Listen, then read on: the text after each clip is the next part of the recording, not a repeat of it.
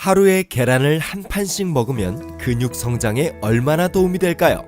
실제로 해외의 올드스쿨 보디빌더들은 계란이 아나볼릭 스테로이드만큼 효과적이라고 생각했습니다.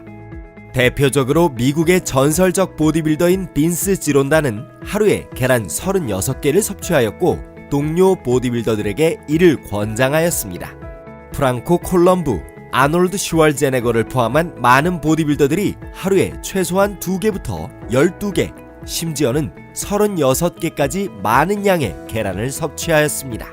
계란에 어떤 효과를 믿었기에 당시의 수많은 보디빌더들이 이처럼 계란에 열광했을까요? 여기에는 나름대로 타당한 이유가 있었습니다. 1950년대 독일에서 개발되어 1960년대부터 보디빌더와 운동선수들에게 광범위하게 사용된 스테로이드인 다이아나볼의 경우 처음에는 중증 화상 환자의 피부 보건 치료를 위한 의료 용도였습니다. 이후 1975년에 보디빌더들이 솔깃할 만한 연구 결과가 영국 성형 외과학 저널에 발표되었습니다.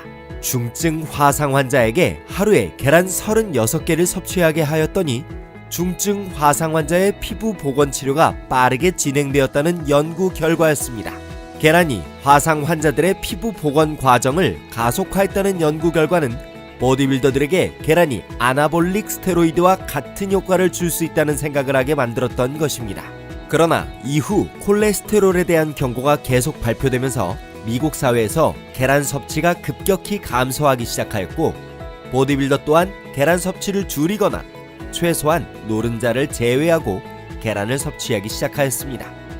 비교적 최근에서야 콜레스테롤이나 지방 섭취가 알려졌던 만큼 해롭지 않다는 새로운 연구 결과가 발표되면서 사람들은 노른자 섭취를 다시 시작하게 되었습니다. 그럼에도 여전히 계란 노른자에 대해서는 찜찜한 기분을 가지는 사람이 많은 것이 사실입니다. 먼저 계란 노른자에 많이 들어있는 콜레스테롤과 근육 성장에는 어떤 관계가 있는지 살펴보겠습니다. 2007년 텍사스 A&M 대학교 연구에서 콜레스테롤이 낮은 식단에 비하여 콜레스테롤이 높은 식단이 더 많은 근육 단백질 합성을 가지고 오며 2008년 연구에서는 스트렝스 증가에도 기여하는 것이 밝혀졌습니다. 2017년 미국 임상영양 저널에 발표된 연구에서는 흰자만 먹는 것보다 노른자를 포함한 계란을 먹는 것이 단백 동화 신호인 mTOR를 더 활성화시켜 단백질 합성이 훨씬 더 크게 발생했다고 밝혔습니다.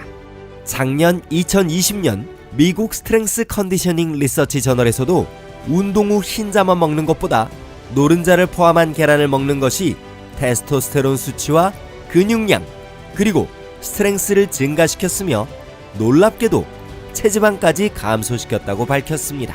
그렇다면 지방은 어떨까요? 다수의 연구를 통하여 지방 섭취가 정자의 질과 고안의 기능 그리고 테스토스테론 수치에 긍정적인 영향을 줄 수 있음을 확인할 수 있습니다. 1983년 스테로이드 생화학 저널에서 포화지방 섭취를 감소시켰더니 테스토스테론 수치도 감소되었다고 밝혔으며 이듬해 1984년 연구에서는 건강한 남성에게 동물성 포화지방 섭취는 테스토스테론뿐만 아니라 테스토스테론의 전구체인 안드로스테네디온 수치에 긍정적인 영향을 미친다고 밝혔습니다. 또한 근육량 증가와 긍정적인 관계가 있음이 밝혀졌습니다. 2008년 노화 저널을 포함한 다른 연구에서도 포화지방 섭취를 줄였더니 테스토스테론 수치가 감소되었다고 밝힌 바 있습니다. 이와 같이 테스토스테론을 증가시키고 mTOR를 활성화시키는 계란 노른자에는 무언가 특별한 것이 있는 것 같습니다. 아직 연구가 많이 부족하지만 노른자에 들어있는 지방산인 아라키돈산이 테스토스테론 생성 증가에 기여할 수 있으며 이것이 결국 체지방 감소, 근육량 증가, 스트렝스 증가로 이어질 수 있다는 견해가 있습니다. 2007년 국제 스포츠 영양학 저널에서는 아라키돈산 섭취가 근육 성장에 기여하고 염증 반응을 감소시킬 수 있다고 밝혔습니다. 2016년 플로스1에 실린 미국 템파 대학의 연구에서도 아라키돈산 섭취가 근육 성장과 스트렝스 증가에 기여할 수 있다고 밝힌 바 있습니다. 또한 노른자가 단백 동화 신호인 mTOR를 더 활성시킨다는 연구 결과에도 노른자가 왜 mTOR를 더 활성시키는지 아직 명확하게 밝혀지지 않았습니다. 1989년 생화학 생물리학 연구학회지의 연구를 보면 계란 노른자에는 인슐린 유사 성장인자 IGF-1이 저장되어 있다고 밝혔습니다. 그러나 이런 부분적인 사실보다도 비타민, 미네랄, 항산화 영양소 등 노른자에 풍부하게 함유된 다양한 영양소들이 단백질 합성에 추가적으로 기여할 것이라는 것이 합리적인 추론일 것입니다. 이렇게 노른자의 콜레스테롤과 포화지방이 테스토스테론 생성과 근육 성장에 기여하는 것 이외에도 계란에는 근육 성장에 도움이 되는 것으로 밝혀진 다른 영양소들이 있습니다. 천연 호르몬과 에그 알부민 그리고 폴리스타틴입니다. 계란 한 개에는 약 120 나노그램의 테스토스테론이 들어있는데 이것이 아나볼릭 효과에 미치는 영향은 적을 수도 있지만 계란에는 테스토스테론의 전구체인 상당한 양의 안드로스테네디온이 함유되어 있습니다.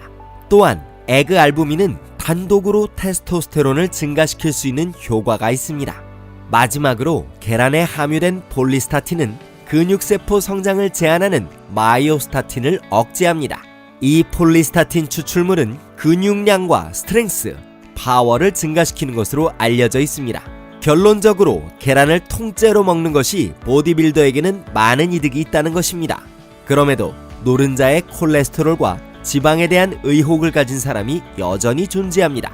이는 1961년 미국 심장협회가 콜레스테롤 섭취를 줄이라는 권고에서부터 시작되었습니다. 그러나 이후 이를 반박하는 많은 연구 결과가 발표되었으며 마침내 2016년 미국에서는 콜레스테롤 섭취를 하루에 300mg 이하로 제한하라는 가이드라인을 삭제하였으며 다른 많은 나라에서도 이를 삭제하였습니다. 그럼에도 여전히 계란의 콜레스테롤을 걱정하는 이들이 존재하는 것은 콜레스테롤 섭취가 혈관 콜레스테롤을 증가시키고 심장질환을 일으킬 수 있다는 잘못된 정보에 너무나 오랫동안 길들여져 왔기 때문입니다.